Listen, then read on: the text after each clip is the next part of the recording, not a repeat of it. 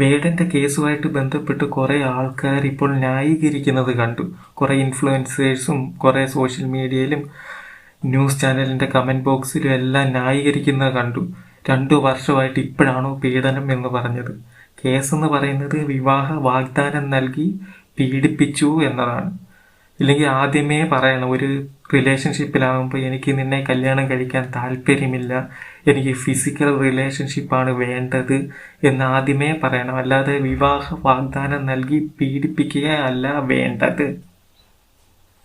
എനിക്കോ കമന്റ് ഇടുന്ന നിങ്ങൾക്കോ ഈ 2 പേരുടെയും സത്യാവസ്ഥ എന്താണെന്ന് അറിയില്ല. കോടതിക്കും പോലീസിനും മാത്രമേ ഈ കാര്യങ്ങൾ അറിയൂ.